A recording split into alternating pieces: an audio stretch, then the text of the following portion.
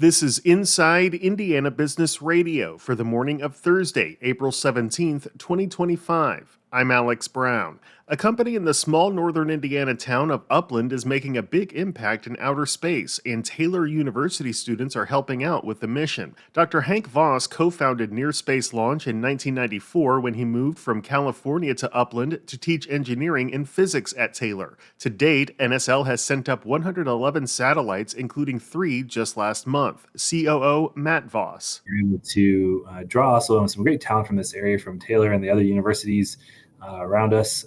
And so we've got Notre Dame and Purdue and some other great colleges, and Ball State and IWU. And so we're excited to keep collaborating with all these universities. In November, NSL launched its Dream Big initiative with a goal of launching satellites from at least one academic institution in every state. Indiana fiscal leaders learned Wednesday they'll need to build the state's next biennial budget around a $2 billion decrease in projected revenue, further constricting what's already been a tight budget crafting process. An updated revenue forecast presented to the Budget Committee projected the state's revenue will flatline from 2025 to 2027.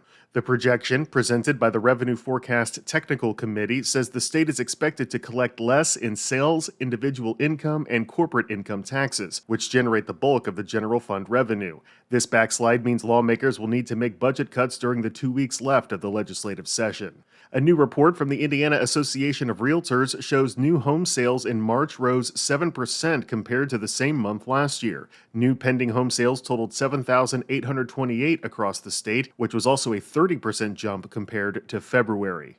From the number one source for Indiana business news, this is Inside Indiana Business Radio. To succeed, you need to stay informed. You need to be engaged. And let's face it, you need to set yourself apart from the rest by connecting with a company that brings you the best. Because in today's environment, business is an ever-moving target, and we'll help you chase it. IBJ Media. The best of business is in us. Get started at ibjmedia.com/youngprofessional. The Indiana Senate approved legislation this week that would abolish 11 trial courts in mostly rural counties and 6 magistrate positions in Marion County. IIB's Mark Mazurek has more. House Bill 1144 now returns to the original chambers for consideration. The representatives can either accept the hefty changes to the bill or send it to conference committee for negotiation. The bill's author, Republican Representative Chris Jeter of Fishers, did not immediately respond to a request for comment on the changes to the bill. However, he said earlier in the session that the plan was to close some courts and reallocate those resources so new courts could be opened in faster-growing areas of the state. The bill initially named only the new courts that would open, but it wasn't until the bill reached the Senate that the courts targeted for closure were named. The decision came from looking at the state's weighted caseload management system, which listed the counties most in need of new courts. Jeter's home county of Hamilton is listed as the top county in need, and the legislation would add 2 judicial officers there. Also added would be 5 full-time magistrates in Elkhart County, 1 magistrate in Vigo County, and Lawrence County Juvenile Court.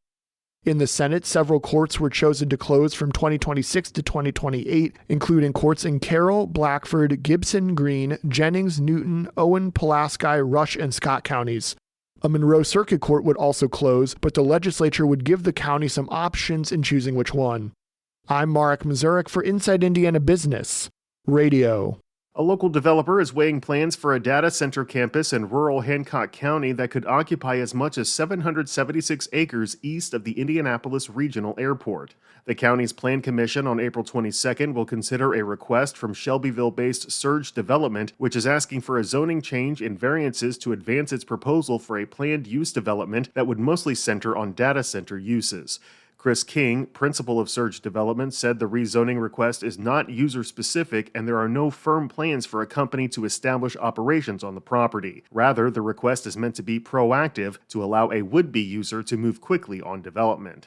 Carmel Mayor Sue Finkum is this week's guest on the Business and Beyond podcast with Gary Dick, presented by PNC, a weekly conversation with high-profile Hoosiers in business, sports and entertainment, and beyond. Available now from your favorite podcast provider. I'm Alex Brown for Inside Indiana Business Radio on Demand.